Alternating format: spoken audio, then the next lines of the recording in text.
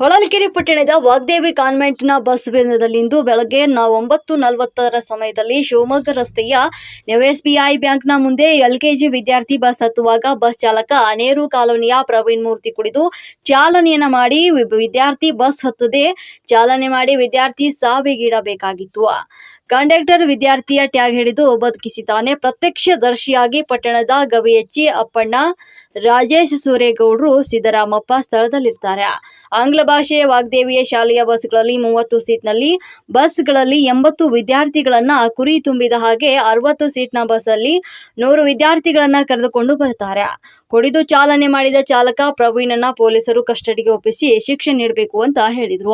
ಇನ್ನು ಶಾಲೆಯ national ಸಿಲೆಬಸ್ಗೆ LKG ವಿದ್ಯಾರ್ಥಿಗಳಿಗೆ 50,000 ಫೀ ತೆಗೆದುಕೊಳ್ತಾರೆ. ಶಾಲೆಯ ಆಡಳಿತಾಧಿಕಾರಿ ಸ್ಥಾಪಕರನ್ನ ಕರೆಯಿಸಿ ಈ ರೀತಿಯ ವಿದ್ಯಾರ್ಥಿಗಳನ್ನ ಬಸ್ಗಳಲ್ಲಿ ತುಂಬಿದರೆ ಕಠಿಣ ಶಿಕ್ಷೆ ನೀಡಬೇಕು ಅಂತ ಹೊಳಲ್ಕೆರೆ ಪಟ್ಟಣ ಶಾಖೆಯ ರೈತ ಸಂಘದ ಅಧ್ಯಕ್ಷ ಸಿದ್ದರಾಮಪ್ಪ, ಕಾರ್ಯದರ್ಶಿ ಅಣ್ಣಪ್ಪ, ಪ್ರಧಾನ ಕಾರ್ಯದರ್ಶಿ ಅಜಯ್, ಮಲ್ಲಿಕಾರ್ಜುನ್, ರಾಜೇಶ್ ಸೂರೇಗೌಡರು ಆಗ್ರಹಿಸಿದ್ದಾರೆ.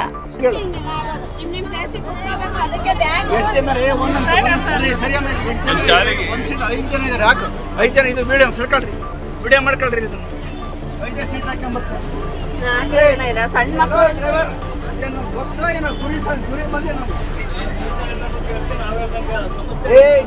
ಒಬ್ಬ ಹುಡುಗ ಸತ್ತೋಗ್ಬೇಕಾಗಿತ್ತು. ಅವ್ರನ್ನ ಕೇಳ್ತೀರಾ? ಅವ್ರನ್ನ ಕೇಳ್ತೀರಾ?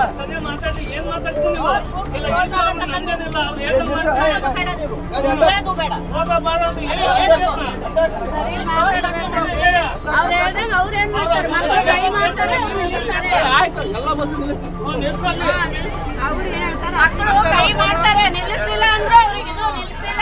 ಹೊಳಲ್ಕೆರೆ ಪಟ್ಟಣದ ರೈತ ಸಂಘದ ಅಧ್ಯಕ್ಷ ಸಿದ್ದರಾಮಪ್ಪ ಅಂತ ನಮ್ಮ ಹೆಸರು. ಇವತ್ತು ಬೆಳಿಗ್ಗೆ 9:30 ಟೈಮಲ್ಲಿ ಚಿಕ್ಕಜಾಜು ಕ್ರಾಸ್ ಹತ್ರ ವಾಗ್ದೇವಿ ಶಾಲೆ ಸ್ಕೂಲ್ ಬಸ್ಸು ಮಕ್ಕಳನ್ನು ಹತ್ತಿಸ್ಬೇಕಾರೆ ಆ ಹುಡುಗ ಇನ್ನೂ ಹತ್ತುತ್ತಾ ಇದ್ದ. ಹತ್ಬೇಕಾದ್ರೆ ಅವರು ಗಾಡಿ ಮೂವ್ ಮಾಡಿ ಡ್ರೈವರು ಡ್ರಿಂಕ್ಸ್ ಮಾಡಿದ್ದ. ಡ್ರಿಂಕ್ಸ್ ಮಾಡಿ ಅವನು ಗಾಡಿ ಓಡಿಸ್ಬೇಕಾದ್ರೆ ಇನ್ನೊಬ್ಬ ಕಂಡಕ್ಟರ್ ಇದ್ದಾನೆ. ಒಬ್ಬ ಹುಡುಗ ಬೀಳ್ಬೇಕಾದ್ರೆ ಅವನು ಟೈ ಕಾಲರು ಸಮೇತ ಇಟ್ಕೊಂಡು ಆ ಹುಡುಗ ರಕ್ಷಣೆ ಮಾಡ್ದೆ ಹೋಗಿದ್ರೆ ವೀಲಿಗೆ ಬಿದ್ದುಬಿಡ್ತಿದ್ದ ಅವನು. ಪ್ರತ್ಯಕ್ಷವಾಗಿ ನಮ್ಮ ರೈತ ಸಂಘದ ಒಂದು 4-5 ಜನ, ನಮ್ಮ ಅಣ್ಣಪ್ಪ, ಆಮೇಲಿಂದ ಸಮಾಜ ಸೇವಕರಾದ ರೈಲ್ವೆ ಸ್ಟೇಷನ್ ಸೂರೇಗೌಡರು, ಅವರು ಎಲ್ಲ ಸ್ಥಳದಲ್ಲೇ ಇದ್ದರು. ಅಲ್ಲೇ ಜನ ಎಲ್ಲ ಕೂಗಿ ಇದು ಮಾಡಿದಾಗ ಅವರು ಅದನ್ನು ಬಚಾವ್ ಮಾಡಿ ಆ ಹುಡುಗನಿಗೆ ರಕ್ಷಣೆ ಮಾಡಿದ್ದಾರೆ. ಅಂದರೆ ಡ್ರೈವರ್ ಫುಲ್ಲು ಡ್ರಿಂಕ್ಸ್ ಮಾಡಿದ್ದ. ಆ ವಿರುದ್ಧವಾಗಿ ತಕ್ಷಣವೇ ಅಲ್ಲಿದ್ದ ಸ್ಥಳೀಯರು, ನಾವು ಎಲ್ಲರೂ ಸೇರಿ ಚಾಲಕರನ್ನು ಪೊಲೀಸ್ನ ವಶಕ್ಕೆ ಕಳಿಸ್ಕೊಟ್ಟಿದ್ದೀವಿ. ಈ ಶಾಲೆಯ ಎಲ್ಲ ಅವರು ಆಡಳಿತ ಮಂಡಳಿಯವರು ಈ ಸ್ಟೇಷನ್ನಿಗೆ ಬಂದ್ಬಿಟ್ಟು ಅವರು ಡ್ರೈವರಿಗೆ ಈ ಥರ ಡ್ರಿಂಕ್ಸ್ ಮಾಡೋ ಡ್ರೈವರ್ಗಳಿಗೆ ಯಾರು ತಗೋಬಾರ್ದು.